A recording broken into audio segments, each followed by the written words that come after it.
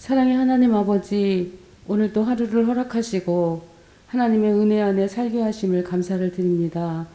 아직도 코로나19로 인하여 함께 예배 드릴 수는 없지만 사랑의 빛교회를 은혜 안에서 지켜주심을 감사를 드립니다. 하나님 아버지, 지난 여름에 무서운 폭풍 속에서도 오랜 장마 속에서도 견뎌내게 하시고 이제 결실을 맺은 아름다운 열매들을 보면서 우리 자신의 삶을 돌아보게 하여 주시옵소서.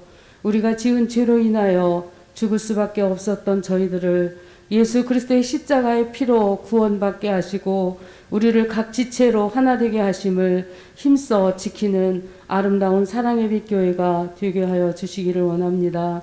하나님 아버지, 사랑의 빛 교회가 소금과 빛이 되게 하시고 주님이 명령하신 사명을 감당하며 나눔과 사랑이 넘치는 교회로 복음으로 지역사회에서 주님의 영광을 드러내는 교회가 되게 하여 주옵소서.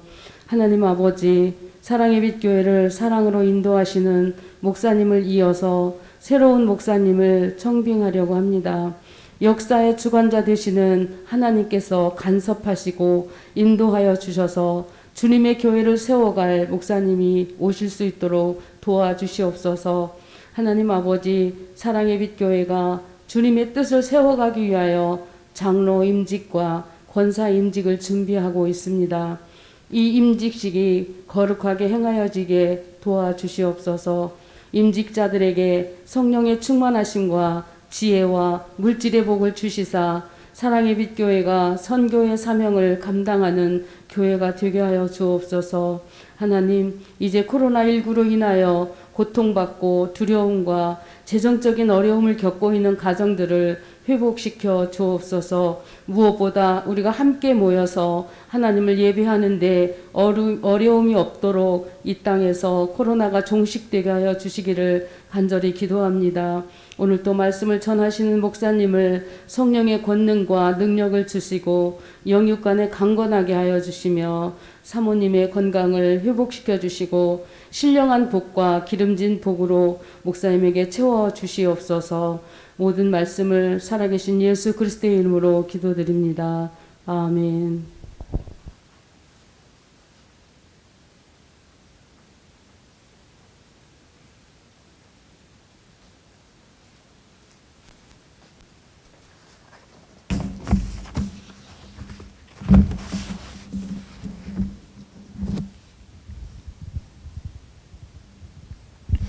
오늘 봉독할 하나님 말씀은 요한계시록 2장 18절에서 29절 말씀입니다.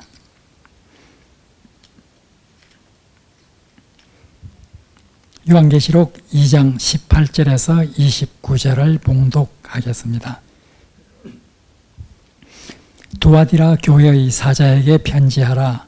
그 눈이 불꽃 같고 그 발이 빛난 주석과 같은 하나님의 아들이 이르시되 내가 네 사업과 사랑과 믿음과 섬김과 인내를 아노니 네 나중 행위가 처음 것보다 많도다. 그러나 네게 책망할 일이 있노라. 자칭 선지자라 하는 여자 이세벨을 내가 용납함이니 그가 내 종들을 가르쳐 꾀어 행음하게 하고 우상의 제물을 먹게 하는도다.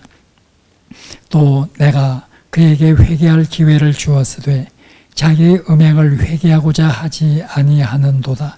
볼지어다 내가 그를 침상에 던질 터이요 또 그와 더불어 간음하는 자들도 만일 그의 행위를 회개하지 아니하면 큰 환난 가운데에 던지고 또 내가 사망으로 그의 자녀를 죽이리니 모든 교회가 나는 사람의 뜻과 마음을 살피는 자인 줄 알지라. 내가 너희 각 사람의 행위대로 갚아주리라. 두아디라에 남아있어 이 교훈을 받지 아니하고 소위 사탄의 깊은 것을 알지 못하는 너희에게 말하노니 다른 짐으로 너희에게 지울 것은 없노라. 다만 너희에게 있는 것을 내가 올 때까지 굳게 잡으라. 이기는 자와 끝까지 내 일을 지키는 그에게 만국을 다스리는 권세를 주리니 그가 철장을 가지고 그들을 다스려 질그릇 깨뜨리는 것 같이 하리라. 나도 내 아버지께 받은 것이 그러하니라. 내가 또 그에게 새벽별을 주리라. 귀 있는 자는 성령이 교회들에게 하시는 말씀을 들을지어다.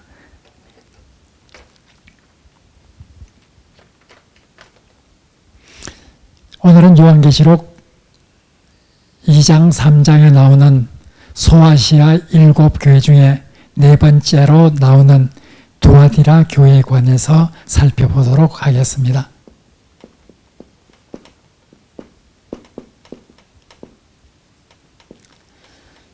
자, 지금까지 우리가 3주 동안 공부했던 세 교회, 에베소 교회, 서머나 교회, 버가모 교회, 세 교회는 그 도시의 규모가 상당히 컸던 이런 도시죠.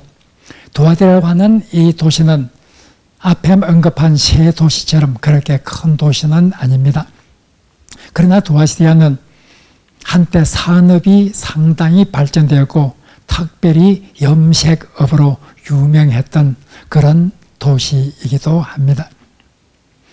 이 두아디라라는 도시는 신약 성경에 보면 요한계시록 본문에 나오는 외에 사도행전의 16장에 한 번 언급이 됩니다. 거기에 보면 바울이 빌립보에서 전도를 할 때 한 여자를 만나게 되었죠. 자주 옷감을 파는 여인인데 그 여인의 이름은 루디아라 하는 여인이었죠. 그 여인이 바로 두아디라 출신이었다. 이렇게 사도행전에서는 말하고 있습니다. 바로 바울이 빌립보에 이르렀을 때 루디아라는 여성을 만나서 두아디라의 출신인 루디아라는 여성을 만나서 그를 바로 그리스도인으로 만드는 이런 내용이 사도행전 16장에 나와 있습니다. 두아디라는 도시는 다른 한편으로 상당히 이방 신들을 우상을 숭배하는 이런 분위기가 상당히 강했던 곳이기도 합니다. 이곳에는 태양신이라고 일컬는 아폴로 신을 많은 사람들이 섬겼습니다. 그리고 에베소 사람들이 섬겼던 소아시아에서 가장 큰 도시인 에베소, 그 에베소의 영향을 받아서 에베소 사람들이 섬기던 그런 아데미라고 하는 여신을 또한 두아디라에서 많이 섬기고 있었습니다. 그리고 삼바타라든지 헬리오스라든지 이런 여러 신들을 섬기는 그런 도시로 상당히 많은 이런 어떤 이방의 종교들을 섬기고 있는 이런 도시 분위기를 가지고 있던 것이 두아디라고 하는 도시입니다. 바울은 이 소아시아의 7교회 중에서 두아디라 교회의 편지를 오늘 본문에 보면 쓰고 있습니다. 다른 교회와 마찬가지로 두아디라 교회에서 칭찬하는 내용도 있고 책망하는 내용이 있습니다. 우선 칭찬하는 내용은 바로 한 절로 요약되어 있습니다. 19절 한 절로 요약이 되어 있죠. 이 19절에 보면 네 사업과 사랑과 믿음과 섬김과 인내를 안다. 이렇게 말하고 있습니다. 여기에 말하는 사업이라고 하는 맨 처음에 나오는 단어, 이 단어가 상당히 어색하게 느껴질 것입니다. 그 뒤에 나오는 사랑, 믿음, 섬김, 인내 이런 것과는 달리 사업이라고 하는 용어가 나오기 때문에 두아디라가 어떤 사업을 했을까? 두아디라 교회가 한 사업이 무엇일까? 이런 생각을 할 수가 있습니다. 그러나 여기에서 말하는 사업이라고 하는 것은 오늘날 우리가 말하는 그런 사업을 가르치는 그런 뜻은 아닙니다. 여기에서 말하고 있는 것은 뒤에 나오는 그런 어떤 사랑과 믿음과 섬김과 인내와 같은 즉 사랑, 믿음, 섬김, 인내 이와 같은 것을 총칭해서 사업이라 그래서 세번역에서는 행위라 네가 행하고 있는 그런 행위라고 표현을 하고 있습니다. 시비나 공동 번역에서도 앞에 있는 사업은 뒤에 나오는 이런 것들을 총칭해서 가리키는 것으로 그렇게 번역을 합니다. 일단 이 사업은 그들의 행위들, 구체적으로 말하면 사랑, 믿음, 섬김, 인내 이런 것을 총칭해서 말하고 있다고 봅니다. 그런데 특별히 두아디라 교회에 대해서 이런 요소들, 이런 신앙의 요소들이 있다고 하는 그것을 칭찬하면서, 그리고 이런 것들이 점점 가면 갈수록 더욱더 강해지고 있다. 여기에 대해서 상당히 칭찬을 하고 있습니다. 그들이 가진 행위, 다시 말하면 구체적으로 말하면 사랑과 믿음과 섬김과 인내와 같은 이런 신앙의 좋은 요소들이 시간이 가면 갈수록 더욱더 성숙해지고 있는, 나중 행위가 처음보다 더 성숙해가는 이런 모습을 보여주는 데 대해서 두아디라 교회에 대해서 칭찬을 하고 있습니다. 우리가 에베소 교회를 보면 에베소 교회는 이와는 정반대였죠. 에베소 교회는 처음 사랑을 가지고 있었는데 그 처음 사랑이 에베소 교회는 점점 식어져 갔어요. 그래서 처음 사랑을 잃어버렸다는 이것으로 인해서 에베소 교회는 큰 책망을 받았죠. 이제 두아디라 교회는 오히려 나중에 가면 갈수록 처음에 있었던 이런 좋은 요소들이 더욱더 성숙해지고 있다고 하는 이 사실로 인해서 예수 그리스도는, 재림하실 예수 그리스도는 일곱 교회에 편지를 보내면서 바로 두아디라 교회를 그렇게 칭찬을 해주고 있습니다. 우리가 교회를 다시 한번 생각해 보아야 합니다. 교회는 정말 그 교회의 좋은 특성은 점점 발전을 시켜나가야 합니다.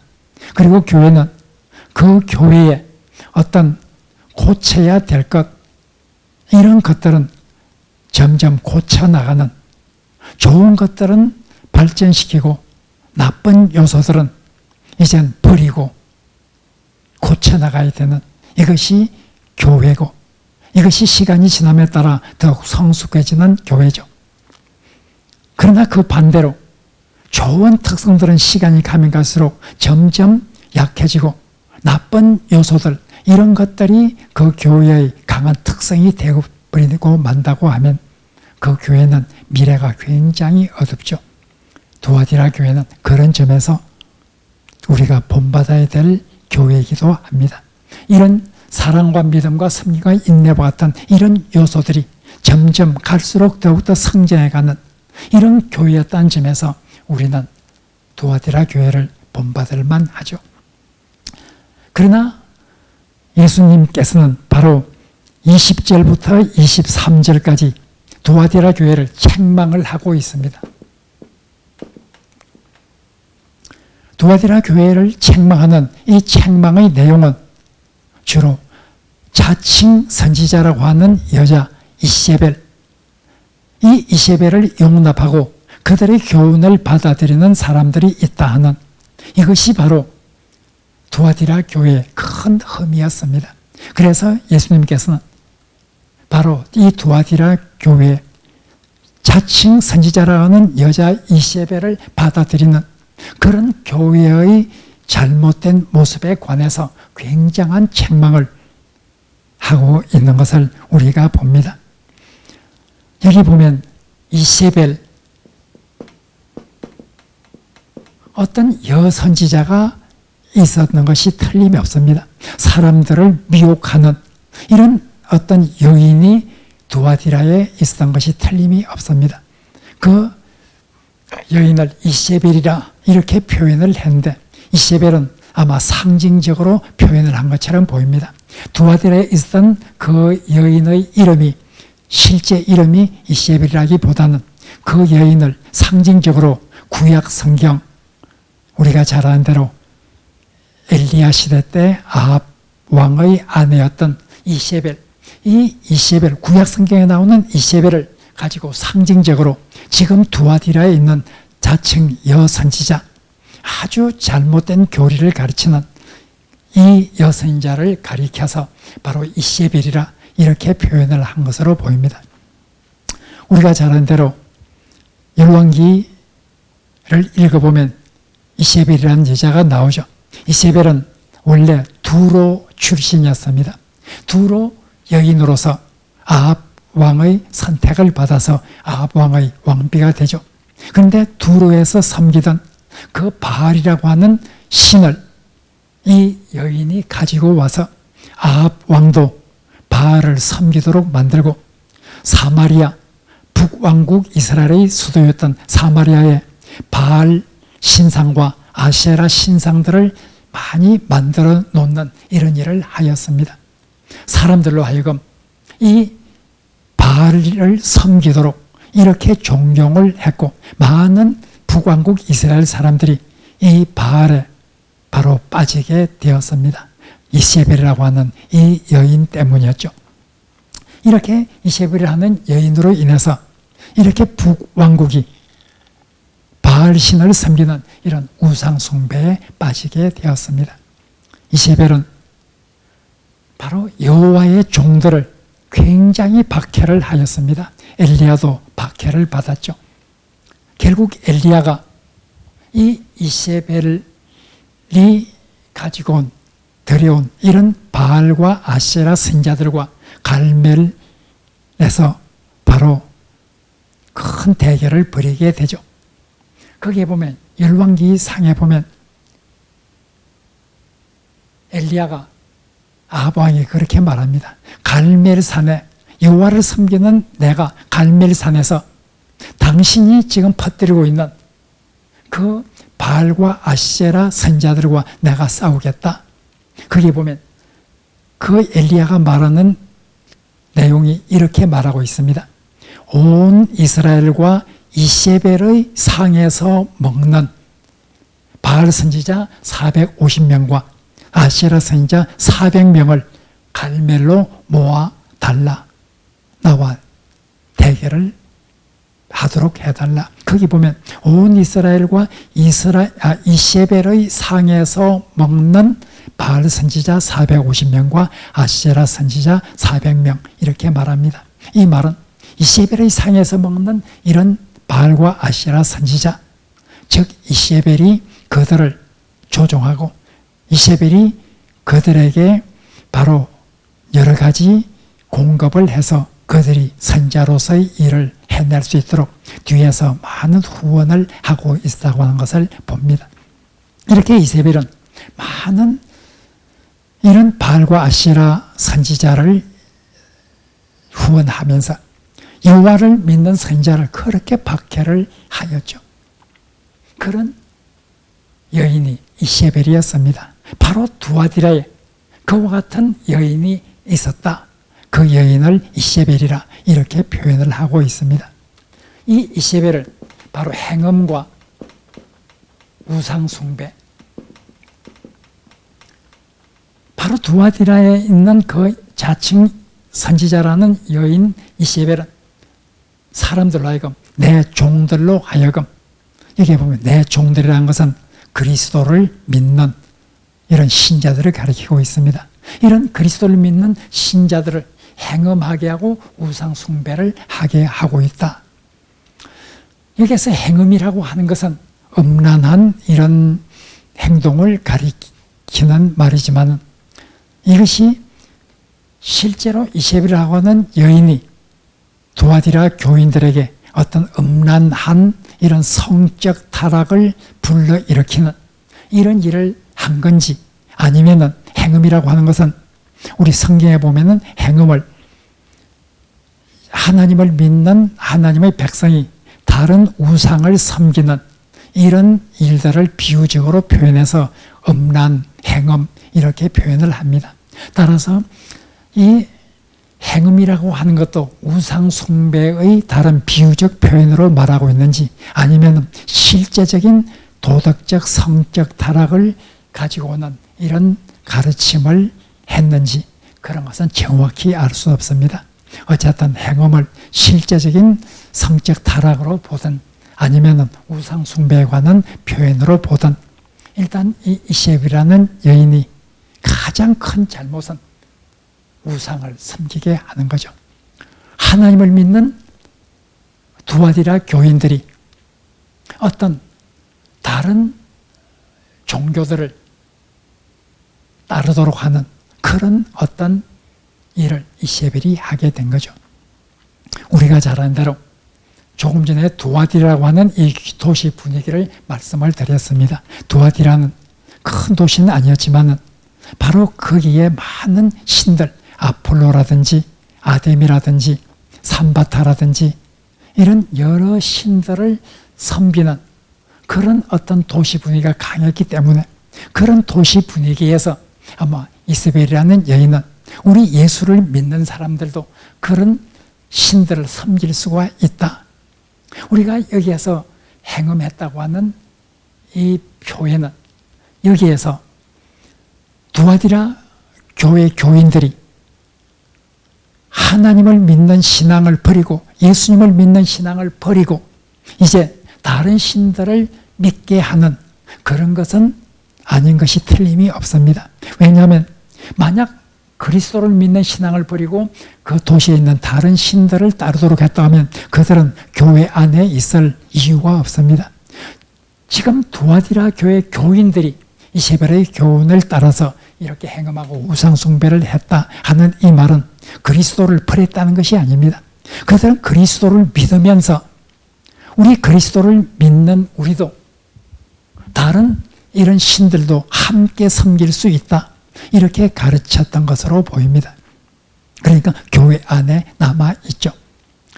옛날 고대 세계에서는 유일신 사상이 아주 드물었습니다.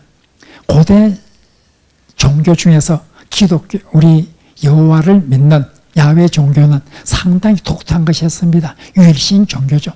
고대 사회에서는 이 신도 믿고 저 신도 믿고 여러 가지 신을 한꺼번에 믿는 다신교적 이런 성격이 상당히 강했던 것이 고대 사회였습니다. 그러니까 그런 고대 사회의 분위기대로 우리 예수를 믿는 사람들도 다른 신을 또한 함께 섬길 수 있다. 이렇게 가르쳤던 것이 아마 이세벨의 교훈이었지 않을까 그렇게 생각을 하고 그 이세벨의 교훈을 따라서 많은 사람들이 다신교적 혼합주의적인 이런 성격을 가진 이런 신앙에 빠지게 된 것으로 보입니다. 그래서 이것을 행음을 한다, 우상을 숭배한다 이렇게 표현을 하고 있는 것으로 보이죠. 이 이세벨에 대해서 이젠 오늘 본문에 보면 회개할 기회를 주었는데도 불구하고 그는 회개하지 아니하였다. 이세벨에게 회개할 기회가 주어졌어요. 그런데 그는 끝까지 회개를 거부했어요. 끝까지 거부를 했기 때문에 바로 예수님께서는 바로 이세벨과 그의 자녀들을 내가 심판할 것이다. 오늘 본문에 보면 이세벨을 침상에 던질 것이다.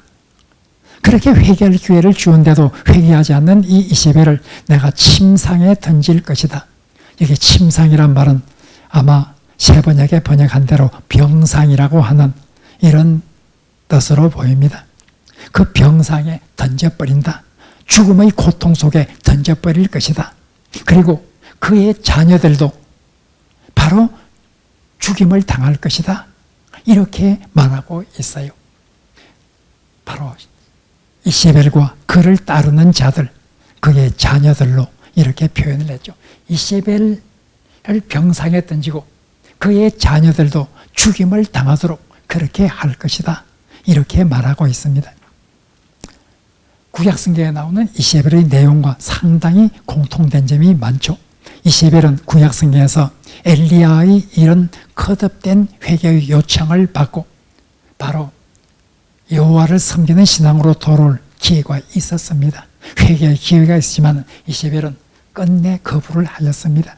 하나님의 심판이 따릅니다. 엘리야는 이세벨을 향해서 하나님의 심판이 있어서 너의 개들이 내 시체를 둘러쌀 것이다. 이렇게 예언을 했고 결국은 이 예언대로 나중에 예후라는 사람이 반란을 일으켰을 때 바로 엘리야가 예언했던 대로 이세벨은 아주 비참한 죽음을 당하게 되죠. 그리고 예후는 이세벨만 죽였을 뿐만 아니라 아합의 아들들 70명의 아들들이 있었는데 그 아합의 아들들 70명을 다 죽음으로 내모는 이런 일을 하게 되었죠. 바로 이세벨은 구약성경에서 회개할 기회가 있지만 끝까지 회개하지 않았다. 그리고 이렇게 처참한 죽음을 당하게 되었다. 그의 자녀들도 물론 이세벨이 낳은 70명이 다 이세벨이 낳은 자녀는 아닙니다. 그러나 아합의 자녀들, 왕자들 70명이 한꺼번에 죽는 이런 일도 벌어지게 되었습니다. 구약성경에 나오는 이세벨 이야기와 굉장히 비슷한 내용이 오늘 본문에 나오고 있습니다. 회개할 기회가 주어졌지만 회개하지 아니했다. 그리고 병상에 던질 것이다. 고통 속에서 죽어갈 것이라. 그리고 바로 내 자녀들이 죽임을 당할 것이다. 오늘 본문에 나오는 두아디라에 나오는 이 이세벨과 이세벨을 따르는 자들에 관해서 구약 성경에 나오는 이세벨의 이야기를 비유로 들어가면서 아주 강한 경고를 하고 있습니다. 바로 이런 책망, 두아디라 교회는 이렇게 아름다운 요소가 있었지만은 이런 잘못된 행위에 빠진 이런 사람들이 있어서 두아디라 교회를 바로 위기에 몰아넣고 있었습니다. 예수 그리스도께서는 그렇게 해서는 안 된다 하면서 오늘 본문에 보면 바로 이세벨과 그를 따르는 자들에 대한 심판을 말하고 있습니다. 그리고 23절 마지막 부분에서 나는, 즉 예수 그리스도는 사람의 뜻과 마음을 감찰하시는 분이라. 모든 사람의 마음까지도 다 감찰하고 그들의 뜻까지도 다 감찰해서 아시는 이런 하나님의 아들로서 바로 행위대로 심판할 것이다. 그가 행한 대로 심판을 받게 되는 이것이 바로 하나님의 심판이요 예수 그리스도의 심판이라 23절에서 그렇게 말하고 있습니다. 그리고 이젠 권면이 나옵니다. 24절부터 28절까지는 권면을 합니다. 이 권면은 이젠 이세벨의 가르침을 따르는 이런 사람에게 향한 것이 아니라 두아디라 교회는 이세벨의 교훈을 따르는 자들도 있었고 또 이세벨의 교훈을 따르지 않는 이런 사람들도 있었습니다. 이젠 24절부터 28절에는 이세벨의 교훈을 따르지 않는 이런 좋은 믿음의 전통들을 따라서 신실하게 살아가는 이런 사람들을 향해서 권면을 하는 그리고 약속을 하는 이것이 24절부터 28절까지 나오고 있습니다. 바로 24절에서는 이세벨의 교훈을 따르지 않고 사탄의 깊은 비밀에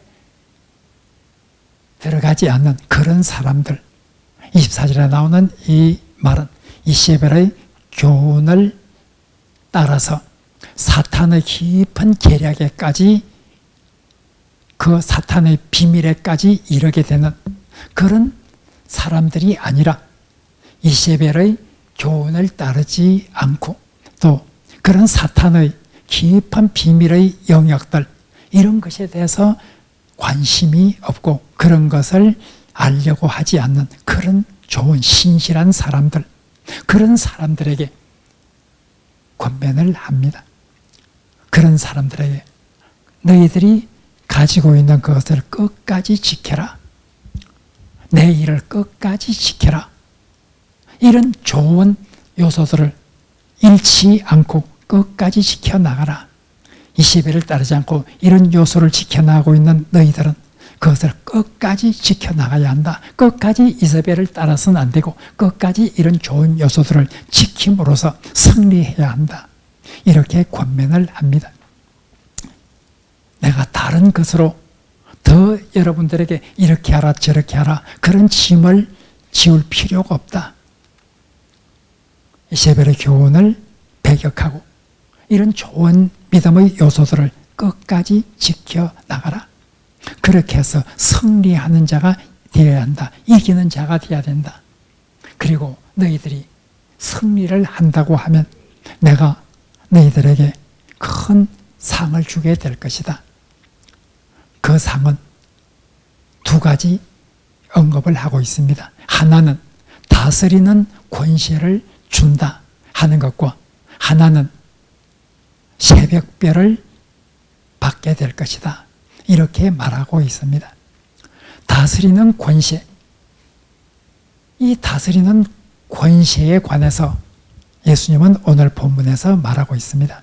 너희들은 이제 세상을 다스리는 끝까지 이기는 그런 신앙을 가진 사람들은 이젠 세상을 다스리는 그런 권세가 주어질 텐데 세상을 다스리는 권세는 마치 철장을 가지고 질그릇을 부수는 것처럼 그렇게 부셔뜨릴 수 있는 그런 권세, 절대적인 권세를 갖게 될 것이다. 철장이라고 하는 것은 바로 쇠로 만든 이런 긴 막대기를 말하고 있습니다. 철장, 쇠 막대기를 말하죠. 그런 철장을 주어서 다스리는데 마치 질그릇을 쉽게 부숴버릴 수 있을 그런 어떤 비유를 가지고 세상 사람들 앞에서 절대적인 권위를 가지고 절대적인 힘을 가지고 그들을 다스리는 그런 권세를 너희들에게 주겠다. 이 권세는 원래 예수님께서 아버지께로부터 받은 것이죠. 성부 하나님으로부터 예수 그리스도께서 받은 것입니다. 요한계시록 나중 뒤에 부분에 보면 예수님께서 하나님부터 받아서 철장을 가지고 질그릇처럼 부시는 이런 예수 그리스도의 모습을 묘사하는 것이 나옵니다. 이런 세상을 다스리는 권세는 절대적인 통치권은 예수님께서 아버지로부터 받은 것이죠. 하나님부터 받은 것이죠. 그래서 오늘 본문에 보면 바로 이 권세는 나도 내 아버지로부터 받은 것이다. 이렇게 말하고 있습니다. 내가 내 아버지로부터 받은 이런 절대적인 권위와 절대적인 통치권 이런 것들 바로 너희들에게 끝까지 이기는 끝까지 지키는 이런 사람들은 바로 이런 다스리는 권세를 받게 될 것이다. 이렇게 말하고 있습니다. 그리고 마지막으로는 이젠 새벽별을 주게 될 것이다. 새벽별. 새벽별이 여기에서 어떤 뜻으로 주어졌는지 우리는 정확히 판단하기가 쉽지를 않습니다. 새벽별을 주게 될 것이다. 그들은 이제 끝까지 있는 자는 예수님으로부터 새벽별을 받게 될 것이다.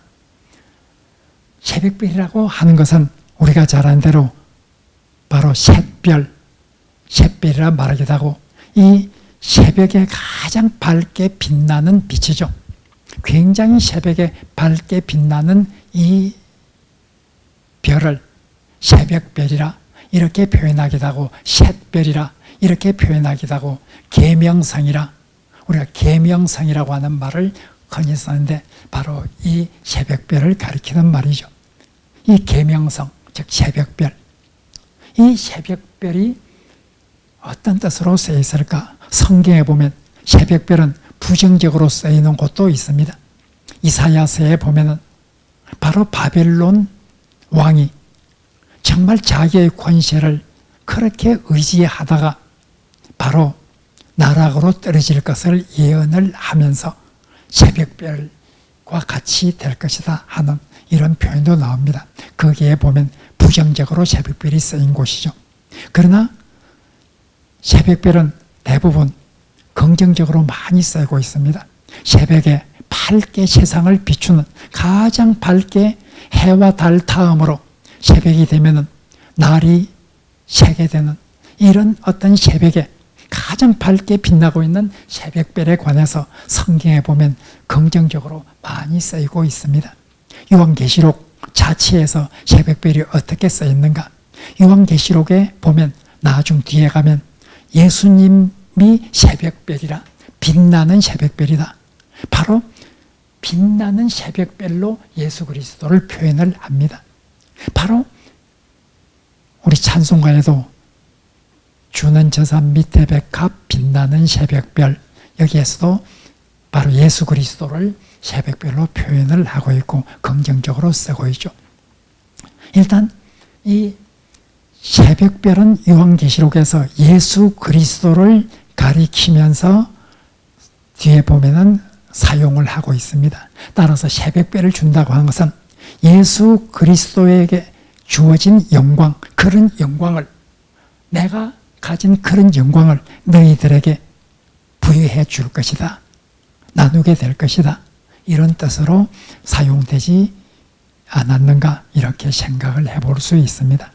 어쨌든 오늘 내용에서 이 새벽별을 주고 끝까지 지키는 자에게 세상을 다스리는 권세와 새벽별, 예수 그리스도에게 주어진 그런 영광을 함께 참여하는 그런 어떤 기쁨을 맛보게 될 것이다.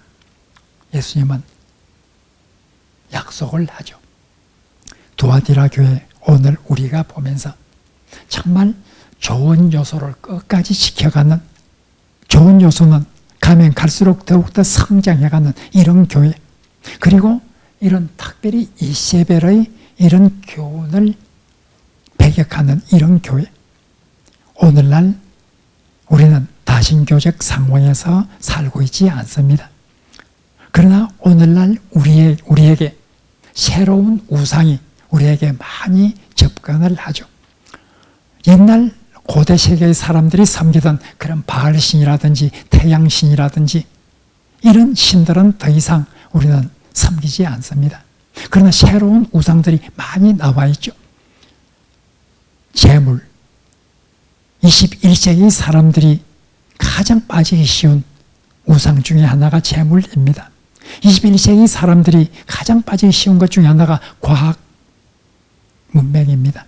과학을 절대적으로 믿고 모든 신앙 우위에 두는 이런 것들, 인간의 이성, 인간의 힘, 이런 것들을 너무 낙관적으로 생각하는 이런 것들, 21세기의 우상이 될 수가 있습니다. 바로 하나님께서는 오늘 두아디라 교회에 주시는 이 말씀을 통해서 21세기의 우상에 빠지지 않는, 그 당시 그리스도를 믿는 믿음을 가지고 있는 사람들이 이런 혼합 종교적인 이런 요소에 빠지게 되었듯이 오늘날도 한편으로 그리스도를 믿으면서 재물의 신을 섬기는 이런 일들이 우리들에게 굉장히 많이 있습니다. 우리가 바로 이런 21세기의 우상을 함께 섬기는, 그리스도와 함께 섬기는 이런 신앙을 가지고 있어서는 안 되겠죠. 마태복음 산상설교에서 예수님께서도 하나님과 재물의 신을 동시에 섬기지 못한다 말씀을 하셨죠. 우리의 신앙이 정말 순수한 신앙, 이런 21세기의 우상에 빠지지 않는 이런 신앙을 가지고 끝까지 이기는, 끝까지 지키는 이런 신앙을 가지고 마지막 날 세상을 다스리는 권세와 예수 그리스도의 영광에 함께 참여하는 이런 귀한 우리의 마지막이 될 수 있도록 우리가 기도하고 우리가 노력해야 될 것입니다. 우리 사랑의 빛교회가 이런 교회가 되기를 간절히 바랍니다. 말씀을 생각하면서 한 2분 동안 같이 기도하겠습니다.